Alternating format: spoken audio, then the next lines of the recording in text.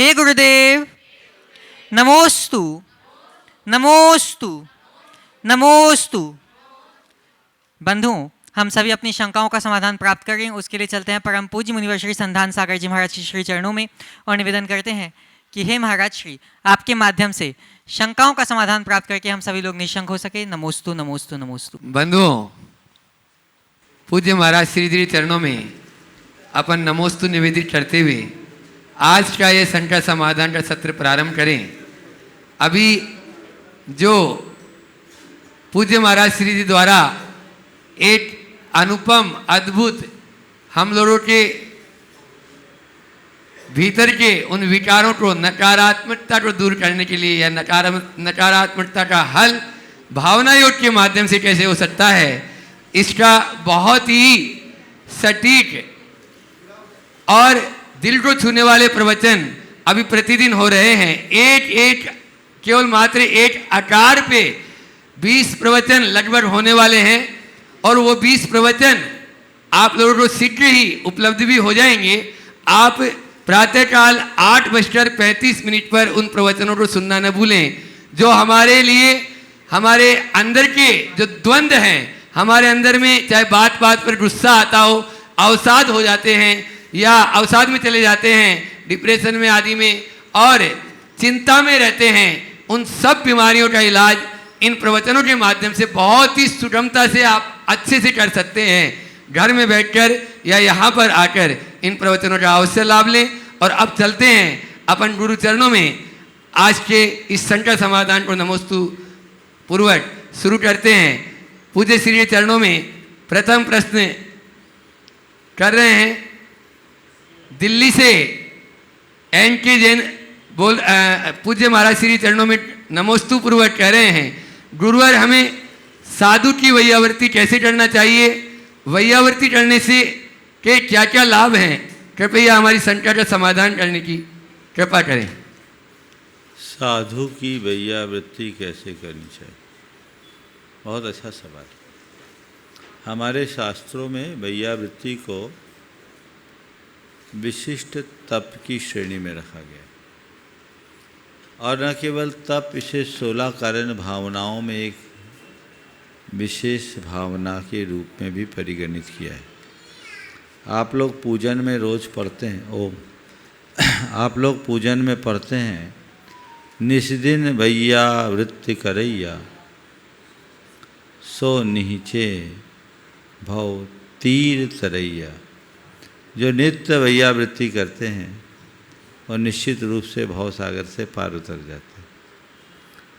तो वैयावृत्ति को एक विशिष्ट अनुष्ठान कहा गया। यह वैयावृत्ति 2 स्तर पर होती है। वैयावृत्ति का मतलब होता है सेवा, एक गृहस्थों द्वारा मुनियों की और एक मुनियों के द्वारा मुनियों की। गृहस्थ जो साधु की वैयावृत्ति करते हैं उनके लिए कहा गया, व्यावृत्ति व्यपनोदः पदयो संवाहनम च गुणरागा वैयावृत्ति यावन नुपग्रहो न्योपि संयमिना। संयमी जनों के व्यावृत्ति यानी कष्टों का व्यपनोदन यानी दूर करना, निवारण करना, गुणानुराग से उनके चरणों को सहलाना और अन्य जो भी उपकार है वह करना, यह गृहस्थों की वैयावृत्ति। साधुओं की वैयावृत्ति के संदर्भ में ऐसा शास्त्रों में आता है कि साधु जनों के स्वाध्याय, तप, उपवास और विहार जन थकान को दूर करने के लिए, बाल, वृद्ध, रोगी साधुओं के शारीरिक मानसिक कष्टों के निवारण के लिए उन्हें हाथ पैर आदि दबाकर उनके शरीर की और उन्हें अच्छे संबोधन देकर उनके मन की स्थिरता करना, ये वैयावृत्ति है। वैयावृत्ति बड़ा तप है और आचार्य कुंद ने वैयावृत्ति को जिन भक्ति कहा है और ये कहा, अह कुन जिन भक्ति परम वैयावच्चम दह भी अपम। तुम जिनेंद्र भगवान की भक्ति परक 10 प्रकार की वैयावृत्ति करो। ये वैयावृत्ति को भगवान की भक्ति कहा। और जो लोग वैयावृत्ति नहीं करते उसके लिए जिन आज्ञा का भंग करने का अपराधी कहा। इसलिए वैयावृत्ति सेवा रूप कर्म है जिसे सभी को तत्परता से करनी चाहिए, लेकिन वैयावृत्ति में विवेक होना चाहिए।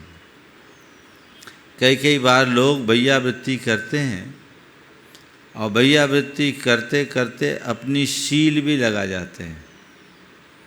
समझ गए? मुहर कैसी? हाँ, नाखून लगा।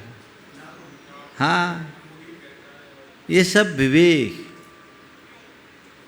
और कभी कभी अविवेक से बड़ी भयानक दुर्घटनाएं भी घटती है। एक अनंत कीर्ति नाम के मुनिराज थे। वो दक्षिण भारत से उत्तर भारत ज्ञान अर्जन की पिपासा लेकर आए थे। मुरैना में अध्ययन कर रहे थे। उनकी ज्ञान पिपासा बड़ी प्रगाढ़ थी और बड़े तपस्वी थे। ठंड का समय था, वे अपने कक्ष में थे। किसी ने सिगड़ी जला के रख दी, ये सोचकर कि थोड़ा कमरा गर्म हो जाए। महाराज जी सामायिक में थे, कमरा बंद था, गैस भर गई और महाराज जी गिरे और उनका पैर सिगड़ी में पड़ गया। इसे उन्होंने अपने ऊपर आया आकस्मिक उपसर्ग मानकर स्वीकार लिया और पैर नहीं उठाया। पैर जलता रहा।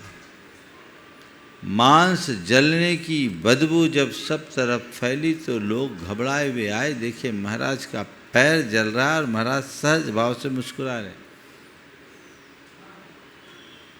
लोगों ने उपचार करना चाहा, पट्टी बांधना चाहा। बोले दिगंबर मुद्रा में मैं पट्टी नहीं बांध सकता। पट्टी नहीं बंधवाई, उनकी वहीं समाधि हुई। महाराज ने तो अपना कल्याण कर लिया, लेकिन ये वैयावृत्ति में प्रयुक्त अविवेक का कुपरिणाम निकला। तो कई बार वैयावृत्ति करने वाले को भी ये विवेक रखना चाहिए, उसमें किसी भी प्रकार का अतिरेक नहीं होना चाहिए। पूज्यवर, जयपुर से प्रियांशी जैन पूछ रही है, हम बुरी आदतों से कैसे बचें? मेरी उम्र 20 वर्ष है, मैं उन सब चीज़ों से कैसे बचूं जो मेरे लिए ठीक नहीं है, पर मन बार बार उधर ही चला जाता है। क्या करूं? आप ही कुछ उपाय बताने की कृपा करें। बुरी आदतों से कैसे बचो, बहुत महत्वपूर्ण सवाल।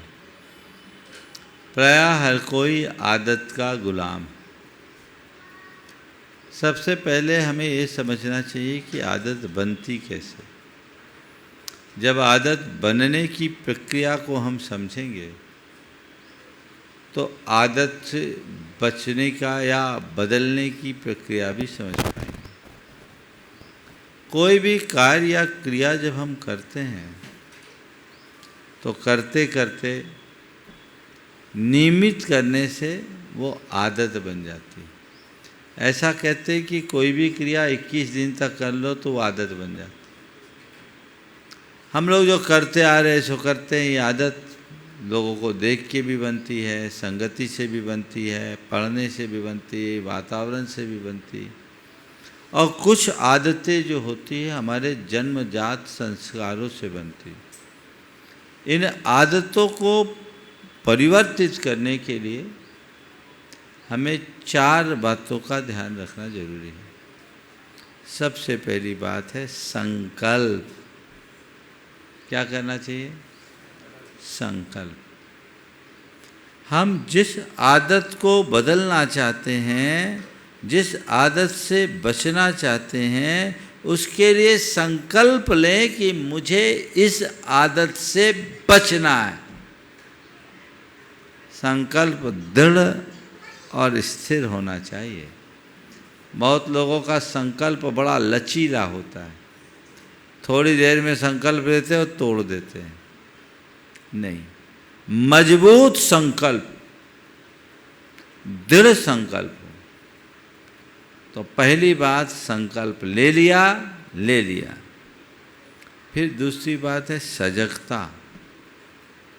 अपने संकल्प के प्रति सजग रहे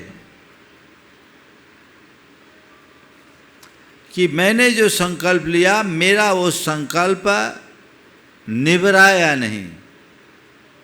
और यदि संकल्प कहीं टूटता है, उसमें कोई शिथिलता आती है, तो सजगता के बल पर उसका शोधन कीजिए कि मैंने ये जो संकल्प लिया, इसमें जो मेरी शिथिलता आई, मैं उसका प्रतिक्रमण करता हूँ, मैं उसकी निंदा करता हूँ और उसकी पुनरावृत्ति से बचने के लिए संकल्पित होता हूँ।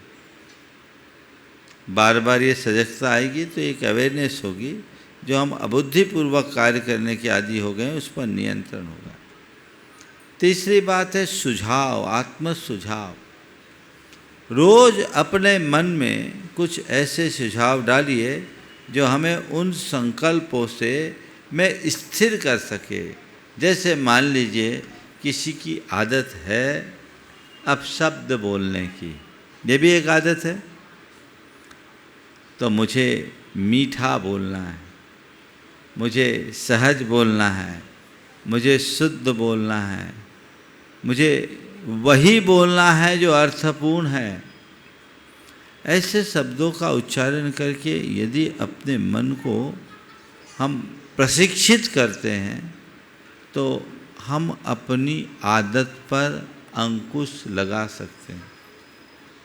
और चौथी बात, रोज रोज अपनी समीक्षा कीजिए। समीक्षा करके जहाँ कहीं भी स्खलन है, उसकी निंदाग्रह कीजिए और उसकी पुनरावृत्ति से बचने का संकल्प लीजिए। आपके जीवन में बड़ा बदलाव आ सके। पूज्यवर कैलाश जी अजमेरा पूना से पूछ रहे हैं, जो प्रतिदिन आपके प्रवचन सुनते हैं, कल के प्रवचन से ये प्रश्न उन्होंने दिया है कि आपका अरुचि पर आपका सुपरहिट प्रवचन था। निश्चित ही हमारे भीतर की अरुचि को रुचि में बदलने में सहायक हुई आपकी वाणी। प्रभु जी, मेरा प्रश्न है कि अच्छे कार्यों में रुचि होना तो ठीक, यदि बुरे कार्यों में रुचि जगा लेंगे तो हाल चारुदत्त जैसा होगा जो आज हो रहा है। इससे तो हम अपने भीतर रुचि न जगाते तो ही अच्छा था। प्रभु जी, आप ही बताएं कि हम अरुचि रखें या रुचि रखें। बहुत अच्छा सवाल किया। मैंने आपको ये कहा है कि अरुचि को रुचि में बदलें, तो मेरा आशय नकारात्मक अरुचि से था। धर्म में रुचि होनी चाहिए, पाप में अरुचि। आप लोग करते उल्टा, पाप में रुचि और धर्म में अरुचि। बुरे कार्यों में स्वाभाविक रुझान रहता है, अच्छे कार्यों के प्रति लोगों का अनुत्साह रहता है। अब मैं आप सबसे कहता हूँ, यदि जीवन में सकारात्मक बदलाव होगा तो आपके सामने ये सवाल ही नहीं आएगा, पाप रुचि अपने आप खत्म होगी। जैसे मनुष्य के अच्छे कार्य में अभिरुचि बढ़ती है, बुरे कार्य अपने आप दूर हो जाते हैं। तो रुचि की दिशा बदलें, रास्ता प्रशस्त होगा।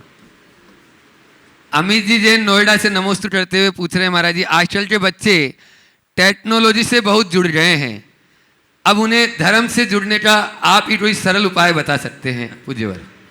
टेक्नोलॉजी से बच्चे जुड़ गए हैं तो धर्म से कैसे जुड़े? तो मुझे तो लगता है धर्म से जोड़ने के लिए भी उनके लिए टेक्नोलॉजी का उपयोग करना पड़ेगा।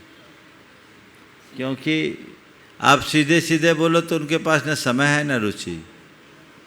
लेकिन यदि टेक्नोलॉजी का सही तरीके से उपयोग करके उनको प्रेरित किया जाए तो उनके जीवन में व्यापक रुझान भी आ सकता है। एक युवक मुझसे जुड़ा और आकर के कहा, महाराज जी, मेरी कोई धर्म में रुचि नहीं थी, पर एक दिन मैंने इंस्टाग्राम में आपकी एक रील सुना, मेरे मन में इंटरेस्ट क्रिएट हुआ महाराज फिर मैंने आपके चैनल को सब्सक्राइब कर लिया। आप जब बोलते तो बहुत अच्छा लगता है, मुझे आपकी बातें बड़ी प्रैक्टिकल लगती है।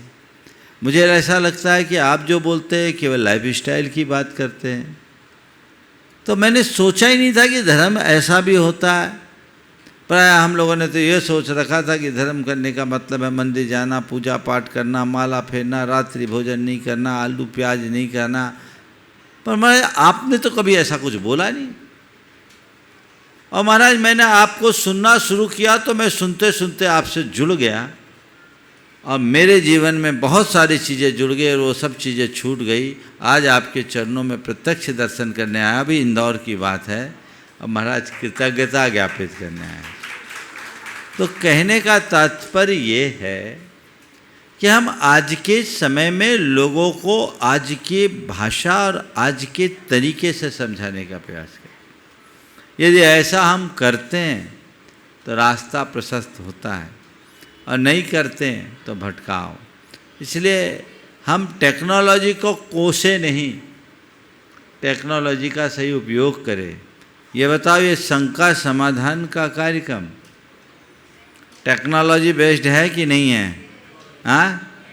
और इस टेक्नोलॉजी बेस्ड इस प्रोग्राम ने कितने लोगों को जोड़ा? पूरे दुनिया के लोग जुड़ गए। 2014 से 12 साल होने वाले हैं, लोग जुड़ रहे, बदलाव है ना। तो मैं यही कहूँगा, टेक्नोलॉजी गलत नहीं है, उपयोग गलत हो सकता है, पर सभी गलत करें ऐसा नहीं है। इसलिए यदि बच्चे टेक्नोलॉजी से जुड़े हैं तो इसे बुरा नहीं, अच्छा समझना चाहिए। पर टेक्नोलॉजी से जुड़ने वाले लोगों के लिए एक ऐसी टेक्निक डेवलप करनी चाहिए कि वो जुड़े। अभी मेरे मंच में आने के पूर्व एक टेक्नोलॉजी से जुड़ा हुआ व्यक्ति, जो टेक्नोलॉजी के कारण ही मुझसे जुड़ा, जो एआई का मास्टर है, अभी कुछ दिन पहले मेरे पास आए थे, 30 तारीख को यहाँ आए। तो मैंने उससे ऐसी चर्चा की कि धर्म प्रभावना में एआई का क्या उपयोग किया जा सकता है, तो उसको देखो। उन्हें एक बहुत अच्छा ड्राफ्ट तैयार करके भेजा है, जो भी मैं पढ़ नहीं पाया, अभी नीचे जाके पढ़ूंगा, कि एआई का उपयोग करके हम धर्म की कैसी प्रभावना कर सकते हैं। तो मैं तो ये कहूँगा कि आध्यात्मिकता को एआई से जोड़ो, या दूसरे शब्दों में कहूँ, एआई को आध्यात्मिकता से जोड़ दो, जीवन में बदलाव आएगा। हर चीज़ के दो पहलू हैं, अच्छाई और बुराई। हमारा ध्यान अच्छाई पर होना चाहिए, बुराई पर नहीं। प्रत्यक्ष आप लोगों की बेसब्री हम देख रहे हैं, यहाँ वाले भी सब लोग बैठे हैं, और मैं आवाज़ दे रहा हूँ अभी यहाँ जो प्रत्यक्ष रूप से सुन रहे हैं आप लोग। आज अपने बीच में शिरोमणि संरक्षक गुणायतन अमरीश जी डोली जी जैन कन्नौज से यहाँ पर उपस्थित हैं। नमोस्तु गुरुदेव, नमोस्तु गुरुदेव, नमोस्तु गुरुदेव। एक स्वामी महाराज जी, एक स्वामी महाराज जी। दया धर्म का मूल है, पाप मूल अभिमान, तुलसी दया न कीजिए, जब लग घट में प्राण। महाराज श्री, मेरा आश्रय यह है कि दया धर्म का मूल है और वही जड़ है, लेकिन कहीं कहीं परिवेश में अगर हम दया धर्म पालते हैं तो अनुशासन भंग होता है और अनुशासन में कमी आती है, और कहीं कहीं अनुशासन को हम प्रबल रख लेते हैं तो दया धर्म पाल नहीं पाते। तो महाराज श्री, कैसे इसका सामंजस्य बनाएं? देखिए, दया धर्म के स्वरूप को अगर अच्छे तरीके से समझेंगे तो कोई समस्या नहीं। दया का मतलब ये नहीं है कि बच्चा रो रहा है तो उस पर दया करके अवांछित वस्तु भी उसे दे दे। दया का मतलब ये नहीं कि बच्चे को डिसेंट्री हो गई है फिर भी आप उसे मिठाई खिला दो। समझ गए? दया का मतलब सामने वाले का हित साधो, उसके मन की खुशी को देखने की जगह उसके जीवन के हित को देखने की कोशिश करो। और ये सब देखने से अनुशासन भी दया का अंग बन जाता है। अनुशासन दया में बाधा नहीं है, कठोरता दया में बाधा है। और कठोरता के साथ यदि क्रूरता जुड़ जाए तो और अधिक बाधा है। कई बार सामने वाले के हित के लिए कठोर भी बनना पड़ता है, पर यदि वो कठोरता हिताकांक्षी है तो कोई बुराई नहीं। और इसके विरुद्ध हम सामने वाले पर दया करके आपके शब्दों में उसके हित के विरुद्ध काम कर दें तो दया नहीं, उस पर उपसर्ग है, इसलिए इन्हें देख के चलना चाहिए। नमोस्तु महाराज श्री। गुरुदेव के चरणों में कन्नौज से, हाँ और कर, हाँ करो अमरीश जी। हाँ नमोस्तु नमोस्तु शुल्लक महाराज जी के चरणों में इच्छामी इच्छामी इच्छामी। गुरुदेव, एक प्रश्न हमारे चिंतन में दिमाग में रहता है कि 9 ग्रहवेग तक जीव, अभव्य जीव अपने कुतब से पहुंच जाता है। हमने शायद कहीं सुना है कि 9 ग्रहवेग में एक भवतारी जीव होते हैं। हाँ 9 ग्रहवेग तक ओम ओम। देखिए, आपने बिल्कुल सही समझ सुना है कि 9 ग्रहवेग तक अभव्य जीव भी चले जाते हैं, लेकिन ये गलत सुन लिया कि 9 ग्रहवेग के जीव एक भावावतारी भी होते हैं, अनुदिश वाले होते हैं, द्विचरम देह। अनुदिश और अनुत्तर विमानों में जो होते हैं वो सम्यक दृष्टि होते हैं, और अनुत्तर विमान के जो जीव होते हैं वो द्विचरम धरे। तो कहाँ तक जा सकते हैं ये अभव्य जीव? 9वें ग्रहवेग तक। 9। ओम। अमिता जी, मोहित जी, जैन राही परिवार, कन्नौज। महाराज जी के चरणों में नमोस्तु नमोस्तु नमोस्तु। महाराज श्री, मेरा प्रश्न ओम। ये है, हाँ बोलो। मेरा यह प्रश्न है कि हमारे जैन धर्म में ये सिखाया जाता है कि भावों का बहुत इम्पोर्टेंस है, कि आपके मन में जैसे भाव आए तो तभी आपको पाप पुण्य वहीं पे मिल जाता है। तो मगर मनुष्य का जो कंट्रोल है भावों पे पूरा नहीं है, मतलब 100% कंट्रोल नहीं है, क्योंकि वो सबकॉन्शियस माइंड से अपने आप आते हैं। तो हम लोग अपने भावों को और अच्छा कैसे कर सकते हैं और उन पे कंट्रोल और अच्छे कैसे ला सकते हैं? भावों को कंट्रोल करने का नाम ही तो साधन है। भावों से लड़ना नहीं, भावों को मोड़ना है। भावों को रोकना नहीं, भावों को विशुद्ध बनाना है। अशुद्धि को विशुद्धि में परिवर्तित करना ही साधना है, ये हमारा अभ्यास होना चाहिए। समझ गए? तो अशुद्धि को विशुद्धि में परिवर्तित कैसे हम कर सके? दिशा मोड़ो।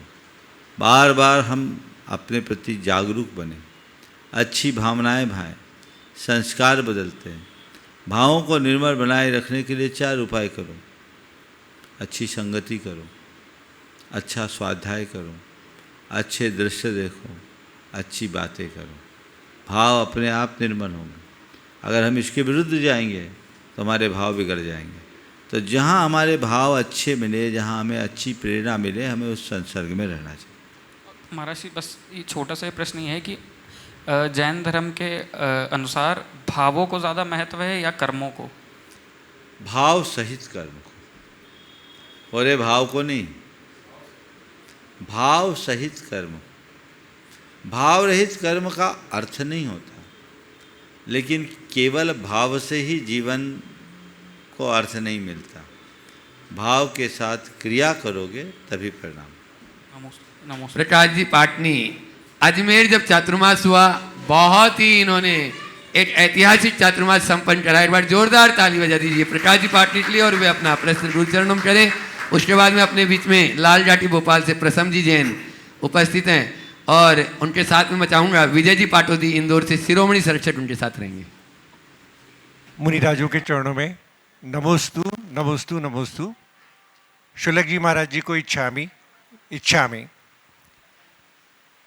महाराज जी, मेरा जो प्रश्न है वो मेरे विचारों से मैं आपके चरणों में रखना चाहता हूँ। 3 शब्दों में अपने आप को आपके सामने समर्पित करना चाहता हूँ। शब्द है, और उसी में मेरा प्रश्न भी है। शब्द है, मैं शब्द हूँ, आप अर्थ हैं, बाकी सब व्यर्थ है। यही बात भगवान के सामने भी करता हूँ और शास्त्र के सामने भी करता हूँ, लेकिन मेरे को भगवान के सामने और शास्त्र के सामने ले जाने वाले मेरे गुरु आप हैं। तो क्या मेरी सोच सही है कि मेरे को गुरु से भगवान तक ले जाने में मैं जो सोचता हूँ वो मेरे गुरु का कितना उसमें कंट्रीब्यूशन है? आपकी लाइन को थोड़ा सुधार दो। मैं शब्द हूँ, आप अर्थ हैं, बाकी सब व्यर्थ हैं, पर मैं इसे थोड़ा सुधारता हूँ।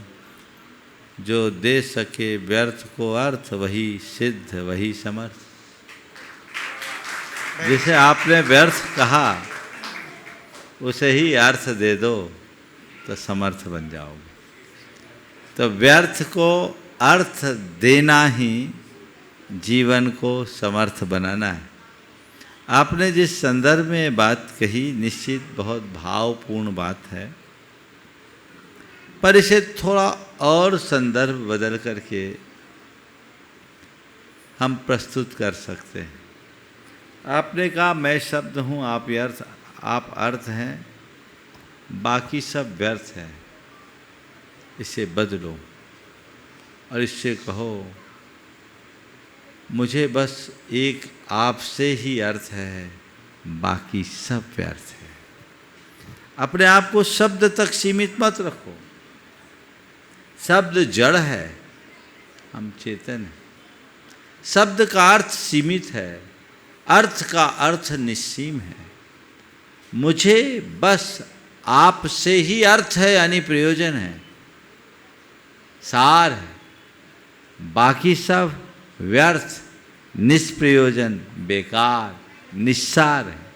ये दृष्टिकोण जब मनुष्य के हृदय में विकसित होता है, भेद विज्ञान प्रकट होता है और यही भेद विज्ञान जीवन के कल्याण का आधार बनता है।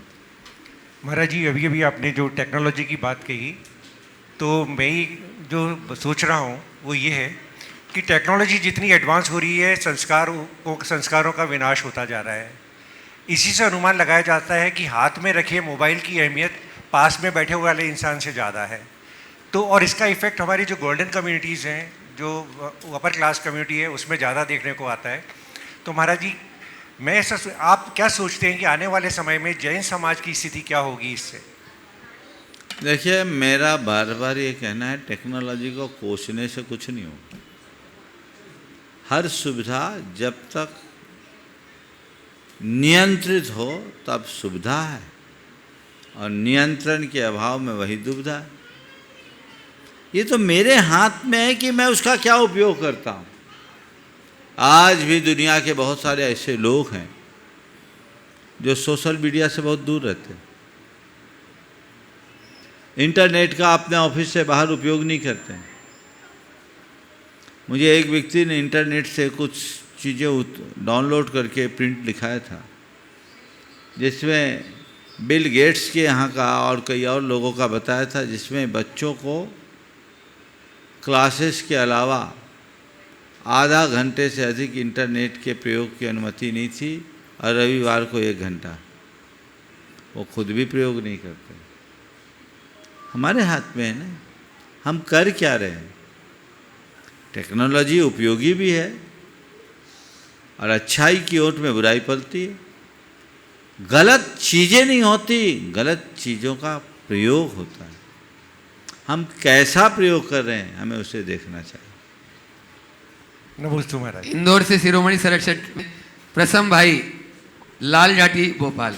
नमस्ते गुरुजी। मेरा प्रश्न ये था गुरुजी कि हम अपने कार्य क्षेत्र में आगे बढ़ते हैं, पर हमारे पीछे जो हमारे पुराने मित्र बंधु और हमारे साथी रहते हैं, वो हमसे बहुत जलन ईर्षा भावना रखते हैं जब हम आगे बढ़ने लगते हैं, और हमको काटने में और पीछे खींचने में बहुत सारा प्रयास करने लगते हैं। इसके लिए उनका क्या उपाय है? एक ही बात तय कर लो कि मुझे खींचने वाले बहुत है, इसलिए पाँव मजबूती से उठाना है, वो पूरी ताकत लगा दे, मुझे हिला ना पाए। थोड़ा एक्स्ट्रा एफर्ट चाहिए, इतने सामान्य रूप से हम काम नहीं कर सकते, ऐसा सोचना चाहिए। ओह हाँ, वीरेंद्र जी जैन नागपुर दूर, और मैं चाहूँगा उनका सम्मान भी वहीं पर कर दिया जाए। विक्की भाई पहुँच जाएं, जो अहरनिश सेवा में लगे रहते हैं। संपूर्ण भारत के कैंसर के मरीजों के लिए प्रमुखता से जो कार्य करते हैं। पिछले 3 वर्षों में 1400 से अधिक मरीजों को जो रक्तदान एवं प्लेटलेट्स आदि के लिए काम कर दिए हैं। जोरदार ताली से उनका स्वागत अभिनंदन कर दें। और साथ में देवेंद्र जी, दीपा जी, शोभा जी। नमोस्तु महाराज जी, नमोस्तु महाराज जी, नमोस्तु महाराज जी। महाराज जी, हम सब ये जानते हैं कि अनंत काल से अनंत भव बिता दिए हैं, हर एक भव में अनंतों बार जन्म ले लिया है। मुनि महाराज भी बन गए, वापस नीचे आ गए, कभी देव पर्याय तक चले गए, फिर नीचे आ गए, कभी एकेंद्रीय जीव बन के ऊपर आ गए। महाराज जी, मेरा प्रश्न ये है कि ऐसा कौन सा भाव हम अगले भाव में कर लेते हैं कि ऊपर से हमारी गति नीचे साइड हो जाती है? क्योंकि जब हम एक बार यदि मुनि बन गए या देव बन गए तो हमारी गति उत्तरोत्तर ऊपर क्यों नहीं जाती? ऐसे कौन से भाव हम कर देते हैं कि हम वापस नीचे आ जाते हैं महाराज? पहले तो मैं चाहूँगा एक बार सोनू भाई का जोरदार अभिनंदन करें। शारीरिक रूप से अस्वस्थ होने के बाद भी जागृत चेतना के बल पर अपनी धर्माराधना और समाज सेवा का उत्कृष्ट उदाहरण प्रस्तुत किया है। ये एक बहुत ही ऐसी बीमारी से ग्रसित है जिसमें इन्हें मर्मांतक वेदना होती है, लेकिन उसके बाद भी इस युवा के चेहरे की मुस्कान देखकर सबको प्रेरणा लेनी चाहिए। ये अपनी बीमारी को एक समस्या के रूप में न देखकर एक तपस्या के रूप में देख रहा है। आप देख रहे होंगे उनके पैर की दशा देखिएगा, और वेदना भी है, लेकिन जन्म से ऐसा है, वर्षों से उसे भोग रहे, लेकिन उसके बाद भी सहज रूप से जी रहे हैं। सभी को प्रेरणा लेनी चाहिए, थोड़ी थोड़ी सी बाधाओं से विचलित नहीं होना चाहिए। आपने सवाल किया कि जीवन यात्रा में ऊपर जाकर नीचे आने का कारण क्या है। अच्छे भाव के बाद तो उत्तरोत्तर उन्नति ही होनी चाहिए, अवनति क्यों, हमारा डाउनफॉल क्यों होता है। देखिए, हमारे भावों में कभी एक रूपता नहीं होती, उतार चढ़ाव होते रहते हैं। जन्म जन्मांतरों के संस्कार कब किस रूप में उभर जाए कहा नहीं जा सकता, इसलिए संस्कार बनते और बदलते रहते हैं। संस्कारों में उभार और उतार आता रहता है। हर जीव के साथ ऐसा हो सकता है, कर्मोदय ऐसा बनता है कि अपने आप निमित्त आ जाते हैं। कोई ज़रूरी नहीं कि हम वर्तमान में कोई कुकृत्य करें तभी इसका कुपरिणाम मिले। कई बार संयोग से भी ऐसा हो जाता है। इसे ही भवितव्यता और होनहार के रूप में कहा जा सकता है। जन्म जन्मांतरों के हमारे मिथ्यात्व और कषायों का उदय हमारा पतन कराता है। जब हमारी चेतना जगती है तभी वह सब चीज़ें संभलती है। वाणी प्रतीत लहरी अवधपुरी। महाराष्ट्र के चरणों में नमोस्तु नमोस्तु नमोस्तु एवं छुल्लक जी के चरणों में एक शामी। महाराष्ट्र, यदि हम कोई नियम लिए हैं जैसे रोज मंदिर जाने का, पर शारीरिक परिस्थिति के कारण नियम का पालन नहीं कर पा रहे हैं तो हमें क्या करना चाहिए? और महाराष्ट्र, आयु का बंध होता है तो कब होता है? इसका हमें कैसे पता चल सकता है कि क्यों है कि नहीं?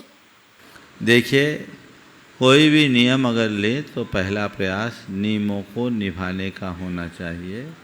उसमें रंच मात्र भी शिथिलता नहीं होने देना चाहिए। कदाचित नियमों को शारीरिक स्थितियों के कारण निभा न पाए तो अपनी निंदा ग्रह करनी चाहिए और उस भावना भानी चाहिए। किसी भी रूप में हमारा नियम निभे ऐसा प्रयास करना चाहिए, नहीं तो बाद में प्रायश्चित लेना चाहिए। समझ गए? आयु का बंध हर समय नहीं होता।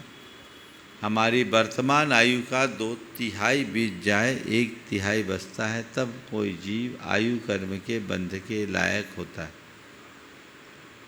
जैसे किसी की 81 साल की उम्र है तो वह 54 साल की उम्र में पहली बार आयु बांधने के लायक होगा। यदि वहाँ आयु बंध गई तो ठीक, अगर आयु नहीं बंध पाई तो अब बची, कितनी बची? 27 साल की आयु। 27 साल की आयु में से 18 वर्ष निकलने पर यानी 72 साल की आयु में दूसरी बार बांधेगी। अगर वहाँ भी नहीं बंधी तो अब बची आयु 9 साल की, उसमें 2/3 यानी 6 साल निकाल दो, अर्थात 78 साल की आयु में तीसरी बार। अब वहाँ भी नहीं बंधी तो अब बची 3 साल की आयु, 2 साल निकाल दो, 80 साल की आयु में चौथी बार। 80 साल में भी नहीं बंधे तब 12 महीना की आयु बची, 8 महीना निकाल दो तो 80 साल 8 महीने में 5वीं बार आयु बंधेगी। अब वहाँ भी नहीं बंधे तो ऐसे घटाते जाओ, अंत में कुछ घंटे बचेंगे। 8 मौके ऐसे आते हैं और इन 8 मौक़ों पर अगर आयु का बंध नहीं हुआ तो मृत्यु के कुछ क्षण पूर्व तो आयु जरूर बंधती है, अब हमारी आयु बंधी है या नहीं बंधी, स्थूल रूप से हम उसके विषय में कुछ नहीं कह सकते। नमोस्तु महाराज। सोना की पाठशाला से ऋतु जी जैन। महाराज श्री के चरणों में नमोस्तु नमोस्तु नमोस्तु। क्षुल्लक जी क्यों इच्छामी इच्छामी इच्छामी। महाराज श्री, ये प्रश्न मेरी सहेली का है। महाराज जी, उसका ये पूछना है कि हमारे पूर्व जन्मों के कर्म का फल इस जन्म में मिलता है, तो जो इस जन्म में कर्म करते हैं उसका क्या,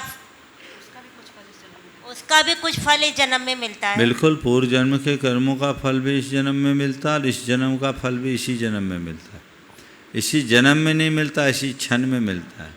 अभी आपने सवाल करने का भाव रखा, उसी भाव से प्रेरित होकर यहाँ आई, अपनी पर्ची दी, उसका फल मिला कि आपका नंबर आ गया? जी महाराज। ये तुरंत का फल मिला कि पूर्व जन्म का था? पिछले भाव में एप्लीकेशन लगाई थी क्या? बोलो। नहीं महाराज जी, पिछले भाव के सुनो, बात समझो, ये तो मैं विनोद के लिए बोल रहा हूँ। लेकिन कर्म का फल तुरंत मिलता है।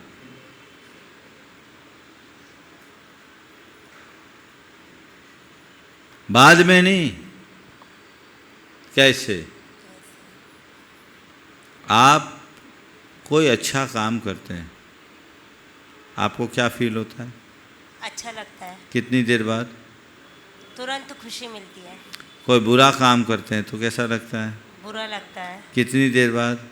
तुरंत बुरा लगता है। तो थोड़ी खुशी और बुरा किसका फल है? कर्मों का। अच्छे बुरे कर्मों का? जी। तुरंत मिला कि नहीं मिला? जी महाराज। तो कर्म का फल तुरंत नहीं मिलता, ऐसा क्यों बोलते हो? तो तुरंत मिलता है। बात समझ में आ गई? चलिए। महाराज जी, जब तुरंत मिलता है तो वो कौन से बंध जाते हैं जिनका पुराने भी पुराना भी बैलेंस चलता है, तुरंत मिलता नहीं, मिलना शुरू होता लंबे समय तक मिलता है। चलिए। नमोस्तु। और मैं आवाज दे रहा हूँ ब्रह्मचारी नितिन भैया जी खुरई। पूज्य श्री के पावन चरणों में नमोस्तु नमोस्तु नमोस्तु। महाराज जी के चरणों में नमोस्तु। क्षुल्लक जी महाराज जी के चरणों में क्षामी। महाराज जी, मेरा एक प्रश्न है और मैं काफ़ी दिन से इस प्रश्न के ऊपर चर्चा कर रहा हूँ, मुझे समझ नहीं आता। कई लोग प्रतिष्ठा के क्षेत्र में आगे हैं। बालक तीर्थंकर का जन्म हुआ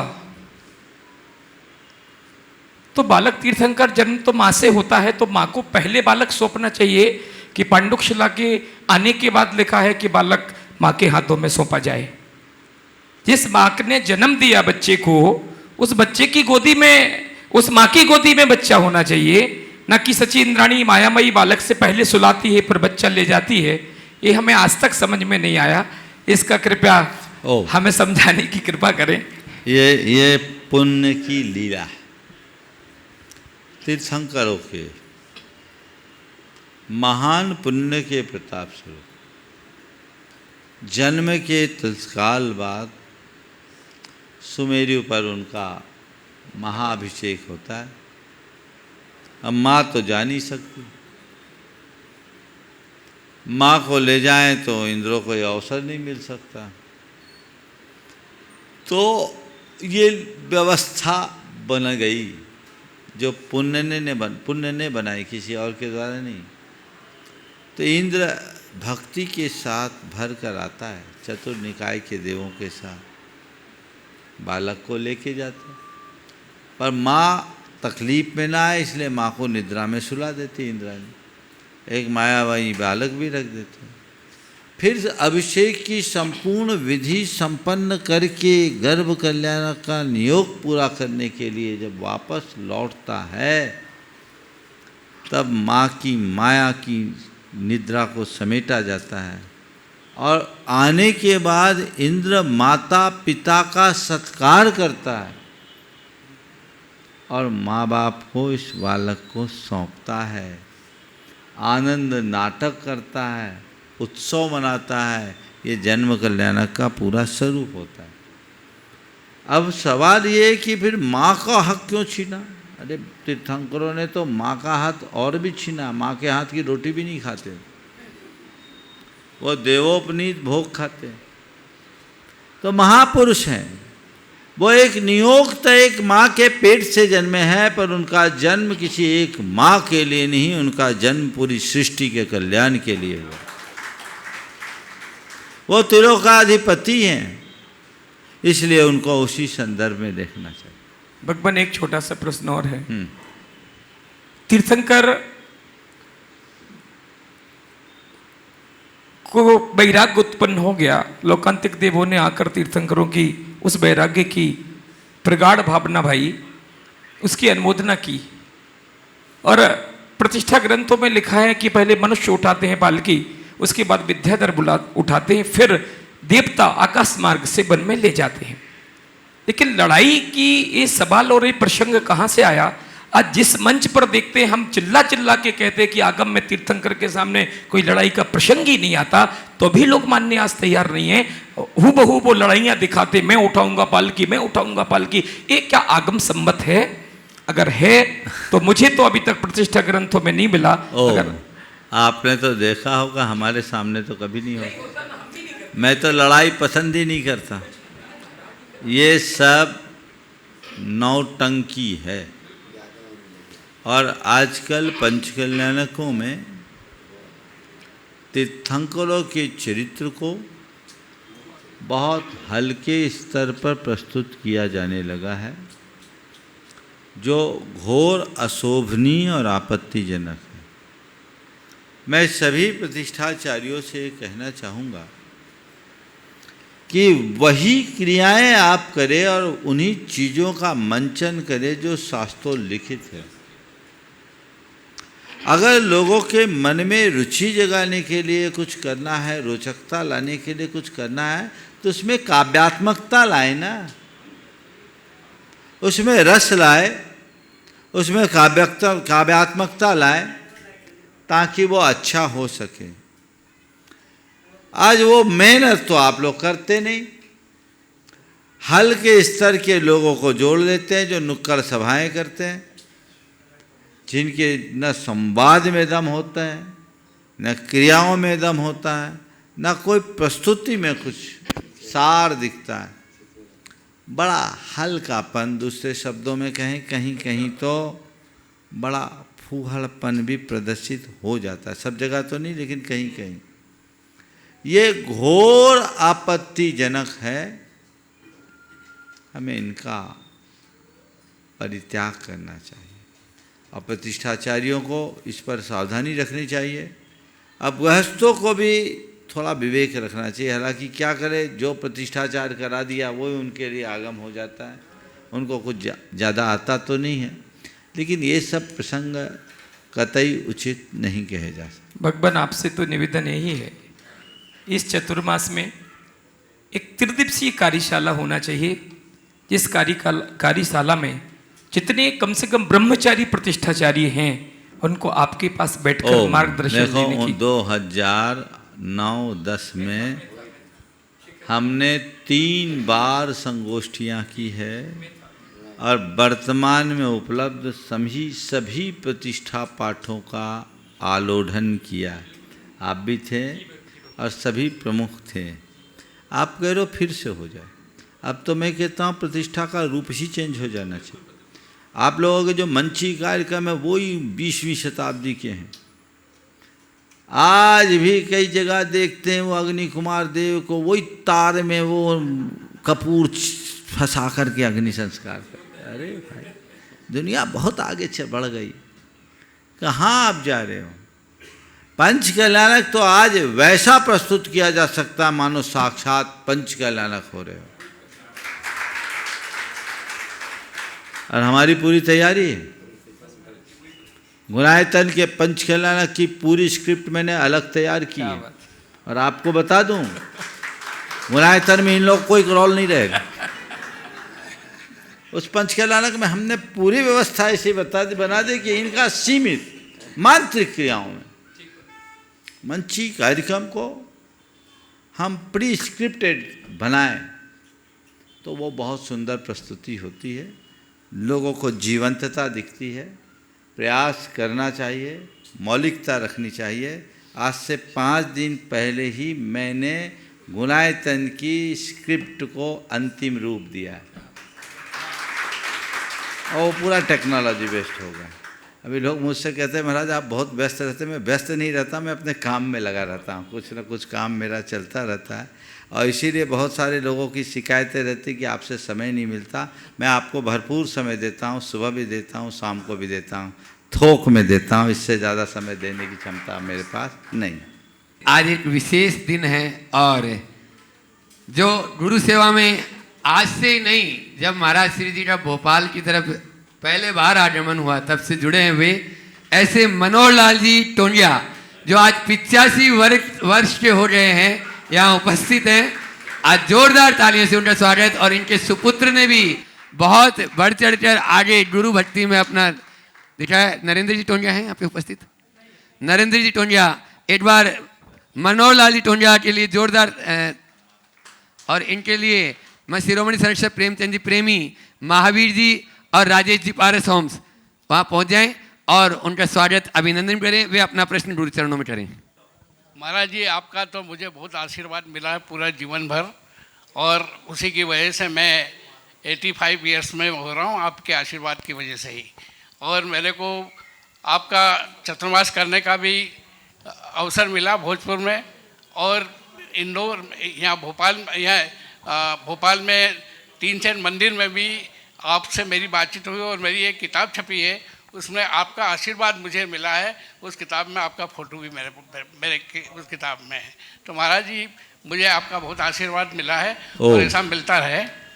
मैं चाहूँगा एक बार टोंगिया जी साहब का जोरदार अभिनंदन कर ले। उम्र के इस पड़ाव में भी जो उमंग और उत्साह इनकी है बहुत गहरी। और बंधुओं, भोपाल में मुनियों को प्रवेश दिलाने वाले लोगों में अगर कोई थे तो उनमें एक मनोहर लाल टोंगिया भी थे। ये भोपाल ऐसा था जहाँ मुनियों का प्रवेश बहुत कठिन था, लेकिन इन लोगों ने उस समय अमरचंद जी अजमेरा, कैलाश जी चंदेरी, मनोहर लाल जी टोंगिया, बसंत जी बड़जात्या, नरेंद्र बंदना जैसे लोगों की टीम उस समय आगे आकर के एक व्यवस्था बनाई जो और आज बहुत वो आपके राजेंद्र पत्रकार और कई लोग थे जो इसके ने रवि तो बाद में आए, ये पुराने लोगों की बात कर रहा हूँ, बहुत आगे से। एक बार इनका जोरदार अभिनंदन करें। हाँ बहन जी। प्रतिभा स्त्री की बहन है और उसके बाद में सुनीता दीदी, ब्रह्मचारी सुनीता दीदी, बांसा शिरोमणि संरक्षक। महाराज श्री के चरणों में बारंबार नमोस्तु। इच्छामी इच्छामी इच्छामी। महाराज श्री, मेरा यह प्रश्न है कि जब हम मुनिराज की परिक्रमा लगाते हैं तो उसकी परछाई पर भी पैर रखना दोष कहलाता है, लेकिन जो बेदी जी में श्री जी विराजमान होते हैं वो नीचे टाइल्स से और मार्बल पर जो पूरी बेदी जी का प्रतिबिंब दिखता है, सब लोग वहीं से चलते हैं, तो इसका भी बहुत विकल्प होता है, इसका कोई समाधान? देखिए, अब मंदिरों में भव्यता के लिए तो इस तरह के मार्बल टाइल्स लगाते हैं, तो वो लगे उसको निषेध करने में तो उसकी सुंदरता खत्म होगी। इसका 2 उपाय। एक उपाय ये है कि लाइट का अरेंजमेंट ऐसा करें कि प्रतिबिंब धरती पर ना पड़े। दूसरा उपाय यह है कि कुछ हिस्से में चटाई डाल दें जहां आप लोग परिक्रमा पथ बनाएं। परिक्रमा के पथ को एक सीमा में बना दिया जाए जो दूर हो, जहां या तो बिंब पड़े नहीं, और पड़े तो उतने हिस्से में एक चटाई बिछा दी जाए, पाटे लगा दिए जाए, ताकि आपकी परिक्रमा भी हो जाए, मंदिर की भव्यता भी बन जाए। ये दोनों चीज़ें देखना चाहिए, उसे और दूसरे रूप में प्रस्तुत करना उचित नहीं लगता। चलिए बहन जी। ब्रह्मचारी सुनीता दीदी, बांसा। गुरुवर के चरणों में नमोस्तु। हमारे दोनों परिवार का, बांसा परिवार, कत्था वाला परिवार, दोनों परिवार का नमोस्तु बारंबार। महाराज जी, आपके आशीर्वाद से हमारे गांव का पंचकल्याण जितना सोचा नहीं था उससे कई गुना अच्छा हो गया। लेकिन एक हम लोगों के मन में शंका कहें या दोबारा नहीं बनने का चांस मिले, क्योंकि हम लोग गुणायतन में कुछ आस लगा के बैठे हैं। अगर एक बार सौधर में इंद्र बन गए तो जैसे माता पिता दोबारा नहीं बनते हैं, तो क्या सौधर में इंद्र दोबारा नहीं बन सकता है दूसरे पंचकल्याणक में? ये आशीर्वाद लो कि हर बार बने, उसमें क्या। सौधर में इंद्र में बाधा नहीं है, माता पिता में बाधा। सौधर में तो अपने जीवन काल में 2.5 सागर तक की आयु में न जाने कितने पंचकल्याण करा दिए। तो कर सकते हैं, करते ही हैं, क्योंकि कोई भी तीर्थंकर 1 कोटि पूर्व से अधिक की आयु वाले होते नहीं। तो ऐसे एक सौधर्म इंद्र के जीवन काल में असंख्य तीर्थंकरों के कल्याणक होते विजय में। तो तुम एक क्या ये भाव बनाओ कि जब तक आगे न बढ़े ऐसे मौक़ों को हम कभी न खोए, जब मौका मिले उसका भरपूर उपयोग करें, ऐसा प्रयास करें। अगर माता पिता बन जाएं और उसके बाद सौधर्मेंद्र बन सकते हैं। ये लोग बनाते नहीं हैं, पर माता पिता बार बार बन सकते हैं, आप लोग बना देते हैं।